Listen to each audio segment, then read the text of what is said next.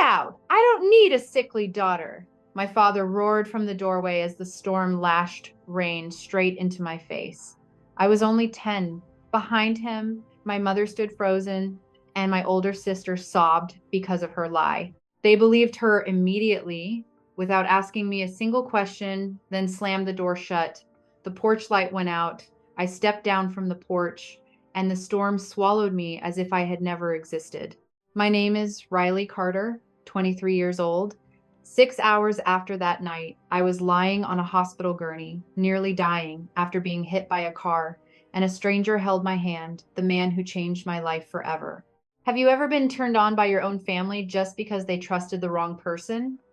Where are you watching from, and what time is it there? I'm not telling you that line to make you pity me. I'm telling it because even now, every time I hear a weather alert on my phone, my throat still goes dry, like I'm standing in front of my front door at 10 years old. I remember it clearly. The porch light went out, the rain lashed sideways, and the words "sickly daughter" stamped themselves onto my forehead. But for you to understand how one lie could make an entire family turn their backs on me, I have to take you back earlier. My house was in the suburbs of Savannah, Georgia, in a neighborhood where everyone was polite and everyone feared gossip. My father, Mark Carter, worked as a logistics manager and believed discipline was love. My mother, Denise, lived by the church schedule, the PTA calendar, and family photos, pretty, like an advertisement. My older sister, Sienna, was 3 years older than me. She had a strange talent. Her tears always arrived at the right moment, and adults always treated them like the truth. I realized that rule in 4th grade. That day, the school chose me to host the flag ceremony because I spoke clearly and didn't shake. I ran home waving the notice, thinking my mom would hug me like in the movies. She praised me once, then told me to put my shoes away. Right then, Sienna walked in, threw her backpack on the floor, and burst into tears because a kid said her hair looked like straw. Mom snapped around, pulled her into a hug, soothed her, promised to buy new conditioner. I stood by the sink, the paper in my hand going soft with sweat, and no one asked what I was going to say as the host. I wasn't weak, but my body reacted strangely to stress. I got stomach aches, felt short of breath, sometimes dizzy. The doctor said it could be anxiety. My dad heard that and concluded, this kid is a hassle. From then on, the word sickly was used to shut me up. If I was sad, Dad said I was being dramatic. If I wanted to go to a friend's birthday, Mom said, stay home because you get tired easily. If I tried to explain, Dad said, don't fake an illness. Sienna learned fast how to control the air in our house. She borrowed my things without asking. If I reminded her gently, her eyes immediately welled up. You're so stingy. Mom would sigh and make me give in. Once the donation box at school went missing, a few $dozen. Sienna said she saw me standing near the money table. I was called into the living room. Dad didn't ask what I had done. He just asked if I took it. I said no. Dad replied, Sienna doesn't make things up. And just like that, I was banned from after-school clubs, like a sentence. After that, the school counselor asked why I stayed in the library so late. I said, it's quiet. She looked at me for a long moment, then handed me a paper about a safe adult. I folded it and hid it in a book. At home, Sienna walked past and murmured, who would believe you? From that day on, I learned how to shrink. I talked less, smiled less, stopped showing off my grades. I kept my room neat, did chores before anyone asked. I thought if I was good enough, I'd be left alone. But when someone has already chosen a story, your silence just helps them keep telling it. In the fall, when I was 10, the school hosted a disaster relief fundraiser, and local TV was coming to film a few minutes.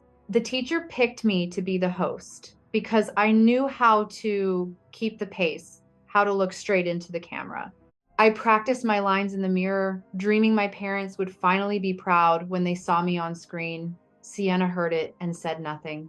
She just looked at me longer than usual, like she was doing math in her head. That week, the storm forecast kept updating. Mom bought batteries, water, and tape for the windows. Dad was irritable because his company demanded overtime, his mouth always talking about safety, but his eyes glued to his phone. Sienna went quiet in a way that felt dangerous. No crying, no whining, no noise, just watching me, like she was waiting for the exact right moment. And I, naive, even felt relieved because the house was finally peaceful. Friday night, the wind started screaming at the porch. We ate dinner in silence, only the weather report and rain tapping on the glass. I had just finished washing dishes when I heard Sienna call Mom from the living room, her voice small but shaking in the exact way that panics adults.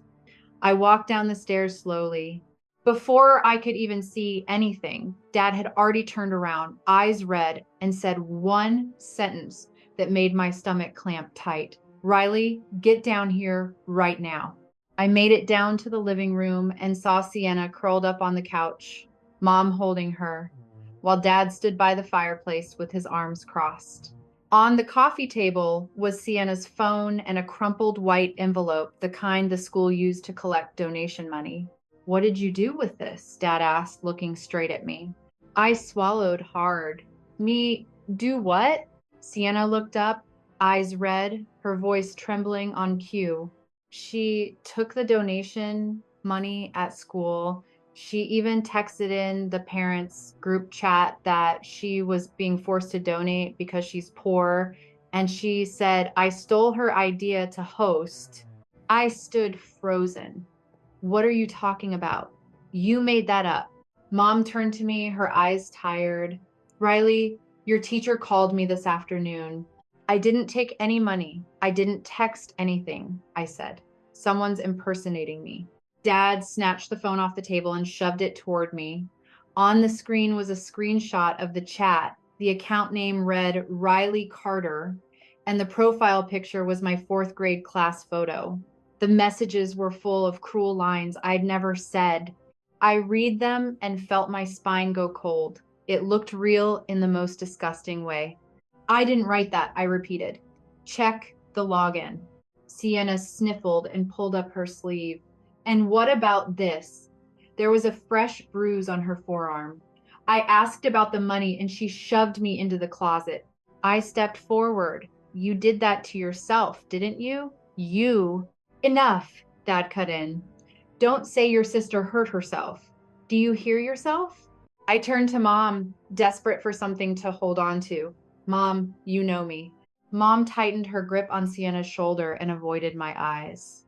Lately, you've been different.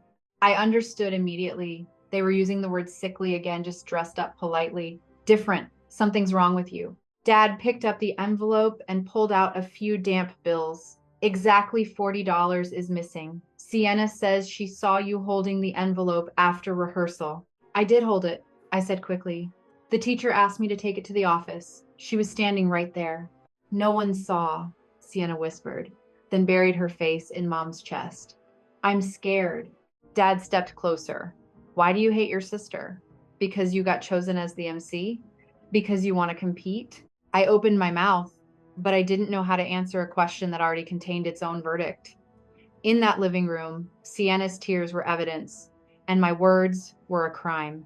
I didn't hurt her, I said slower now. If you want, call the teacher, ask the school, check the hallway cameras. Dad gave a dry laugh. You think you're smart enough to teach me how to be a parent? And then he pointed straight at the door. Go get your coat. You're out of here. I went still. What did you say? Out of the house, he repeated. I don't need a sickly daughter who lies and humiliates this family. Mom's lips parted like she wanted to say something. Then she fell silent again. Sienna looked up, and between two tears, I saw the dry, certain, victorious look. Dad, it's storming outside, I said, my throat tightening. I'm 10. You should have thought before you did it, he said. I ran upstairs and grabbed my blue raincoat from behind my bedroom door. I shoved my little pendant into my pocket like it could protect me. When I came back, Dad had already opened the door.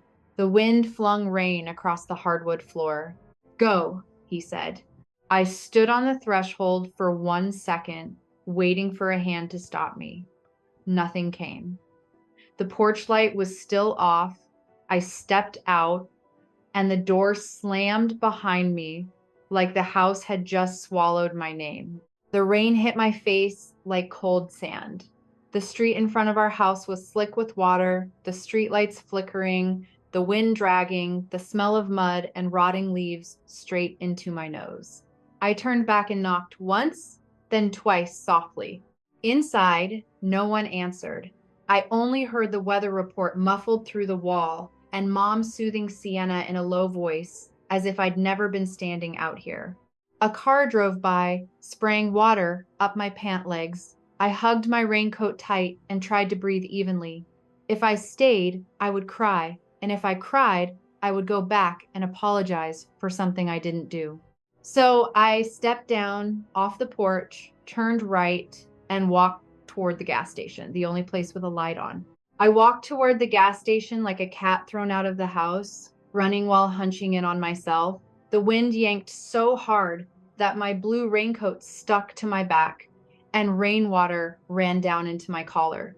Freezing cold. I didn't have a phone. Dad kept it, so I'd stop being dramatic. And tonight, I didn't have time to grab my wallet either. All I had were soaked shoes and the small pendant rubbing against my chest. The gas station appeared after the bend, neon lights trembling. I rushed under the awning, panting, my hands shaking from the cold. A paper was taped to the glass door, closed due to storm. Inside was pitch black. I knocked softly, then harder. No one answered. A trash can rolled across the parking lot, clanging as the wind shoved it along. I sat down against the wall, pulling my knees up. I told myself I just needed to wait until the storm eased, then go back. But the image of the door slamming shut, the porch light going dead, and Dad's voice saying, "I don't need," kept looping. I thought about Mom. If she believed me, she would have asked just one question, "Where's the proof?" But she turned away. And me, 10 years old, understood. Some families choose their story over choosing their child. It was too cold to stay still. Across the road was a small bus stop with a roof. I stood, ran out from under the awning, and the moment I did, the rain smacked my face like a real slap. The road was slick, like it had been soaped. I walked close to the curb, water up to my ankles, dragging leaves along. The traffic light at the intersection blinked yellow. I looked left, looked right. No cars. I stepped off the curb. Then a white beam of light cut through the rain. Headlights, tires screeched. A long, panicked horn. I froze. I didn't jump back in time. The impact came like a wall. I flew up, hit the hood, then dropped onto the ice-cold road. Something in my head cracked one sharp knock. Every sound turned into a ringing roar. Rain spilled into my mouth, salty and metallic. I tried to breathe, but my chest lit up with pain. A car door burst open. Footsteps ran. "Oh God," a man's voice, hoarse with fear. "Kid, hey kid, can you hear me?" Warm hands gripped my shoulder, keeping me still. "Don't move." Hear me? I forced my eyes open. Above me was a man in a thick jacket, hair plastered wet, weathered face, maybe around 40. A fire department patch sat at his collar. He looked at the blood on my forehead, and his expression shifted from panic to focus. "I'm calling 911, he said, like he was ordering himself. He pulled out his phone and put it on speaker. "I have a little girl hit by a car at the intersection. Heavy storm, about 10 years old, possible head injury." He leaned in close. "What's your name?" I swallowed, my throat burning. "Riley," I whispered. "Riley, good. I'm Gabe. I'm here." He studied my face. "Where are your parents?" I wanted to lie just to avoid the shame, but the pain stole my strength to perform. "They kicked me out," I said, my breath breaking. Dad said, "I'm sickly." Gabe went still. He didn't ask why. He just tightened the hand holding my shoulder.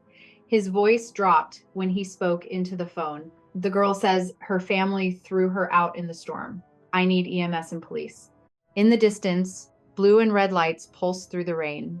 Gabe pulled his own jacket over my head, blocking some of the wind.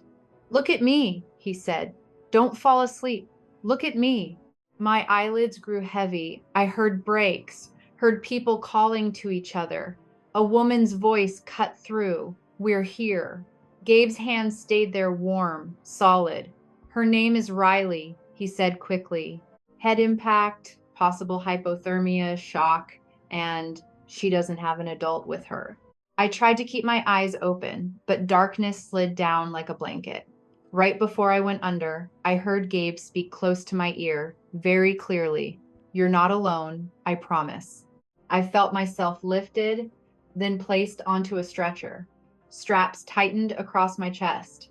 Someone threw a silver blanket over me.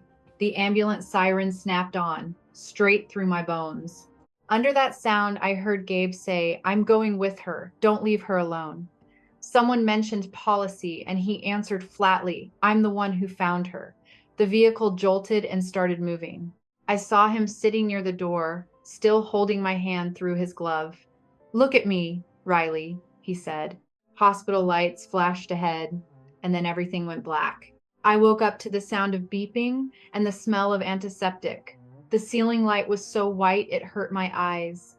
My head felt heavy, my throat was dry and raw, and the pain on my forehead pulsed with my heartbeat. Slowly, a man's voice said softly, "You're awake."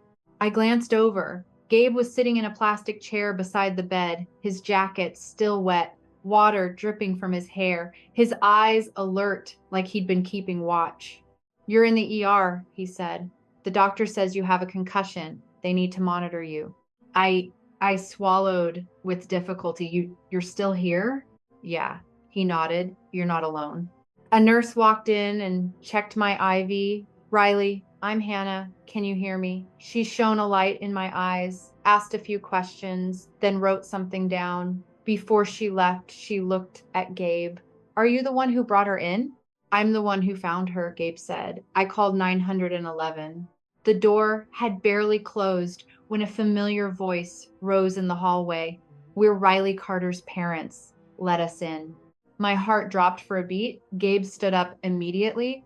My father walked in first, in a black windbreaker, his face tight. My mother followed, eyes red. Sienna stayed tucked behind my mother's back. "Riley," my mother said, trembling. My father looked at Gabe. "Who are you?" "Gabe Holloway," Gabe replied. "I saw her get hit in the storm. I stayed until she was safe." My father gave a curt nod. "Thanks. Now you can go. This is a family matter." Gabe didn't move. "Not tonight." My father frowned. "What did you say?" Gabe looked him straight in the eye. "She said you kicked her out. You called her sickly." My mother went pale. "No, it wasn't like that." Sienna burst into tears. "Riley's lying ag." "Quiet," my father snapped, then turned to me. "Why did you go outside? Do you know how dangerous that was?" All that came out of my throat was a hoarse sentence. "You told me to go." The air in the room hardened. A female doctor walked in, name tag reading Dr. Patel, who is the legal guardian. "We are," my father said immediately. "I'm Mark Carter." Dr. Patel nodded, her tone cooling, then explained why a 10-year-old was out on the street during a storm warning. "This hospital is mandated to report suspected neglect." My father stammered. "That was discipline. She was behaving." "Discipline is not putting a child outside," Dr. Patel cut in. "I've called social services." A police officer appeared at the doorway, Officer Reynolds. He stood blocking the entrance. Beside him was a woman in a gray blazer holding a notebook. "Miss Alvarez, social worker." Miss Alvarez leaned down. "Riley, can you hear me? I'm going to ask you a few questions. If you don't want to answer, you can shake your head." I looked at Gabe. He gave a small nod. I took a breath that burned. "I can hear you." "What time did you leave the house? Who told you to leave? Did you have anywhere to go?" Miss Alvarez asked. I swallowed, then told the truth. "I didn't have anywhere." My father stepped forward. Officer Reynolds put up a hand to stop him. Sir, we need to speak with her right now. Please stay back. My mother covered her mouth, tears falling. Sienna clutched my mother's hand. Miss Alvarez wrote quickly, then asked, gentle but direct, are you hid at home tonight? Would you feel safe going back? I stared at the blanket, my hands shaking. I shook my head. I don't want to go back. Gabe set his hand on the bed rail, like a silent promise. I heard my mother sob behind me. Gabe spoke up, low but steady. I have the 911 recording. I'm willing to testify. If she needs a temporary safe place, I can take her to my home. I'll do the paperwork. Miss Alvarez looked at me. Riley, do you want to go with him? I thought of the porch light turning off, the door slamming, and the words, sickly daughter. I turned to Gabe. He was just there. I nodded. Yes. From the moment I nodded, the ER stopped being a place where things happened to me. Miss Alvarez spoke quickly with the doctor, then turned back to me, her voice clear like she was reading a map. You'll stay for observation. Tomorrow, I'll file the temporary paperwork. This is an emergency placement. You do not have to go home tonight. My father let out a no, like it was an order. Officer Reynolds raised a hand to block him. Sir, we'll speak in the hallway. My mother sobbed, and Sienna clung to her sleeve, performing her familiar victim role. I looked at them, and for the first time, I didn't feel afraid. I felt distance like a thick pane of glass between us. When the door closed, the room got quieter. Gabe sat back down, spine straight like a warm wall. I asked, my voice hoarse, are you going to get in trouble because of me? He shook his head. The trouble started the moment a child was pushed outside in a storm. I just stepped into the right place. That night, I slept in fragments. Every time I startled awake, I heard imaginary rain and the sound of a door slamming. Hannah changed the bandage on my forehead and gave me a sip of water.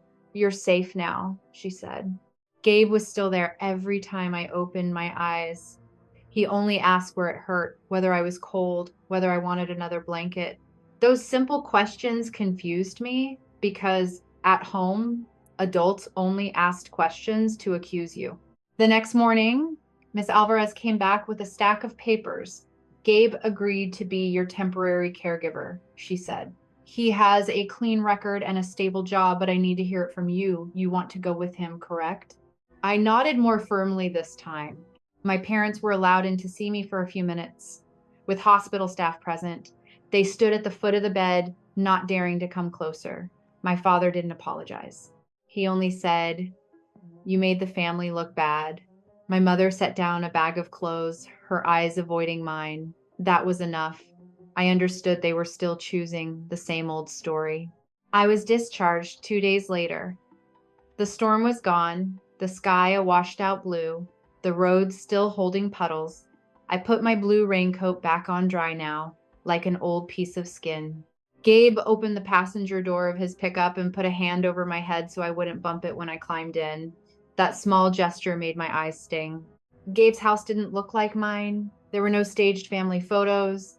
It smelled like coffee and soap, and a pair of firefighter boots sat neatly by the door. He led me to a small room at the end of the hall. This room is yours, he said. Not for now, just yours. That night he made chicken soup. I ate slowly, afraid that if I spilled something, I'd get yelled at. Gabe watched me for a moment, then said, in this house, you don't have to apologize for existing. My throat tightened. I couldn't answer. In the days that followed, Miss Alvarez came to do home checks. She asked about school. I told her I was scared to go back because everyone would know. She nodded. I'll coordinate with the counselor. You'll have support. I didn't understand what support meant until the school counselor sent a note, scheduled a meeting, and wrote one sentence that made me want to cry. Riley, you didn't do anything wrong.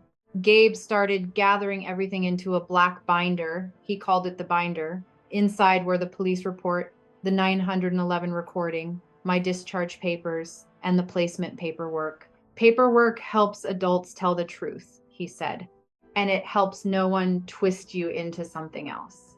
One afternoon, Gabe tapped the binder and said there would be an emergency hearing next week for the court to confirm where I'd live. You just tell the truth, he said. I nodded, my heart both scared and strangely light. I learned how to sleep again. At first, any wind made me sit bolt upright. Gabe put a small nightlight in the corner and left my door slightly open. If you hear sirens, that's me going to work, he said. It's not someone coming to take you. I held my necklace in my fist, and for the first time it felt lighter. A month later, I went back to school. I felt small in the hallway, like I was afraid someone would shove me down again. But the counselor brought me into her office and handed me a weekly appointment schedule. You don't have to be strong alone, she said. That sentence lodged inside me like a latch, keeping the pieces from falling apart. On the last night of the month, it rained again. I stood at Gabe's window and watched droplets race down the glass. I thought I would panic, but Gabe draped a blanket over my shoulders and asked, "Do you want the radio on or do you want silence?" I chose silence. And for the first time, rain didn't sound like a sentence. It just sounded like weather. The rain that night fell steadily, and for the first time, I breathed without waiting for someone to yell. I stood at the window in Gabe's house, watching droplets slide down the glass, then turned and saw him folding a blanket for me, like it was the most ordinary thing in the world. "No, are you feeling better?" asked just to check a box. Just his presence like an anchor. The emergency hearing happened a week later. I sat in a small county courtroom, my feet swinging, my hand gripping my necklace. Miss Alvarez was beside me, Gabe seated just behind my shoulder. My parents arrived dressed like they were going to church, as if clean clothes could make the story clean, too. My father talked about discipline and a difficult child. My mother said she was soft-hearted and didn't stop it in time. Sienna cried and apologized in polished, rounded sentences. I was afraid of being hated. The judge looked at me. "Do you feel safe going home?" I shook my head. "I want to stay with Uncle Gabe." That sentence landed like a stamp. The years that followed weren't a miracle, just ordinary days repeating until the wound stopped bleeding. I learned to trust routine, breakfast on time, homework that was asked about instead of inspected, praise without conditions attached. I met with a counselor every week, learning to name my feelings instead of swallowing them. On nights when the wind was strong, Gabe would turn on the hallway light and say, "I'm here." That was enough. I also learned to speak. At school, my English teacher chose me to host the debate program because my pronunciation was clear and I knew how to pause. The first time I stood in front of a microphone, my knees shook. But when I looked down the rows, I saw Gabe sitting in the very back, giving a small nod, like he was signaling, "Go ahead." I spoke, and my voice was no longer the thing that got me punished. It became the thing that kept me alive. Gabe kept a black binder and called it the binder. He clipped everything into it: the police report, the hospital record, the school letters, the placement paperwork. "This is your truth," he said. "If anyone tries to twist it, you hand it to them to read." Little by little, I understood. Paperwork is a boundary. It's the one thing that doesn't tremble with tears. I grew up in changed cities. When I was 18, we moved up to Atlanta because Gabe was transferred to a bigger unit. I started at community college, then transferred. I chose communications not because I wanted fame, but because I wanted to control my own story. I interned at a local station, starting with carrying cables, writing scripts, then recording a few voiceover tests. A producer told me, "Your voice makes people believe." I smiled because back then my voice only made people annoyed. At 23, I was the host of a morning news show on air at 5:30 every day. I learned how to smile when the red light came on, how to stay calm when the teleprompter sped up, how to ask the right question without hurting someone. I still didn't like storms, but I could stand in front of a radar map and talk about them like it was work, not like it was a wound. One afternoon in March, the program manager called me into her office. Riley, Riverside State wants to invite you as the keynote speaker for graduation, she said. The theme is resilience and community. I heard the school's name and my stomach tightened. Riverside State was near Savannah, near the place where I'd once been pushed out. That night I told Gabe. He didn't say don't go or go show them. He asked, "What do you want?" I was quiet for a long time, then said, "I want closure, not revenge. Just to tell the truth in a place where they can't turn off the porch light." Gabe nodded. "Then go with your head held high. And remember, you're not going alone." I wrote the speech the way I wrote news. Facts first, feelings after. I didn't write my parents' names. I didn't mention Sienna. I only wrote the stormy night, the blue raincoat, the word sickly, the car crash, and a man who had said, "I'm here." I practiced in the mirror, keeping my voice even. Every time I started to choke up, I drank water, then kept going. On graduation day, the sun was bright in a way that felt cruel. I wore a navy suit, clipped on my lapel mic, and held a printed copy in my hand. Backstage was chaos. Students adjusting caps, parents taking photos, the PA system doing sound checks. I stood in the wings and took a breath. Gabe sat in the front row, close to the aisle. He lifted his hand in a small signal. Okay. An assistant handed me the program booklet. I flipped through the graduation list just to kill time. Then I saw the name, Sienna Carter. My heart dropped one beat, like the day the rain slapped my face. Out there, the MC's voice rang out, "Please welcome our keynote speaker, Riley Carter." I stepped into the lights, looked out at the sea of people, and caught the middle rows my parents were clapping, not yet realizing who they were clapping for. I walked to the podium, placed both hands on the edge of the wood, and let the noise settle.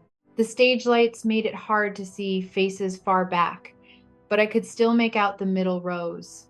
My father, Mark, and my mother, Denise, clapping politely like they would clap for anyone introduced the right way. To the left, near the aisle, Gabe sat up straight, his eyes never leaving me. "I want to thank Riverside State." I began, my voice steady the way it is when I read the news. "Today is your day." I paused for a beat. "But there are people who don't lift us up, they push us out." A soft ripple of murmurs moved through the crowd. I unfolded my paper, but I didn't look down. I had memorized it with my scar. 13 years ago, I was 10, I said. That night, the storm came early. I stood at my front door and my father yelled, "Get out, I don't need a sickly daughter." In the middle rows, my father stopped clapping. He leaned forward slightly, as if trying to fit a sound into a memory. My mother lifted a hand to her chest. "I was thrown out in a storm," I continued. "No phone, no money, nowhere to go. 6 hours later, I was on a hospital gurney because a car hydroplaned and hit me at an intersection." The auditorium went completely still. In the sea of graduation gowns, I saw Sienna. She stood rigid, her face drained of color, like a mask being peeled off in front of thousands of people. That night, I said, a stranger pulled me out of the water. He held my shoulder, called 911, and said, "You're not alone." He didn't ask whether I deserved to be saved. He just saved me. I turned to my left, extending my hand toward Gabe. "That man is sitting right here." Applause rose, then slowly faded. I let it pass through like wind. "I grew up," I said, "not because of a miracle, but because someone chose to stay. I learned to trust ordinary things. Dinner, a simple question about my day, a door that wasn't slammed shut." I looked straight at the middle rows without saying their names. And I learned this. Forgiveness can be for your peace, but reconciliation is a door you have every right to keep locked. I breathed in. That 10-year-old girl was me. My name is Riley Carter. My father half stood, then dropped back down, his face gray. My mother cried without sound, mascara smearing. Sienna lowered her head, shoulders trembling. I ended with one short line for the graduates. If anyone ever called you a burden, prove you're the foundation for yourself. I stepped back from the microphone. When I turned toward the wings, the program manager whispered, "Your family is looking for you at the side door." I stopped behind the curtain, my heart pounding like a drum. Gabe appeared beside me and placed the black binder into my hands, reminding me that the truth never needs to shout. I nodded. 5 minutes, I said, in this area, then I'm leaving. I stepped out through the side door. The hallway was empty, the only sound the roar outside as graduates tossed their caps into the air. My parents stood beside a concrete pillar. My father looked thinner.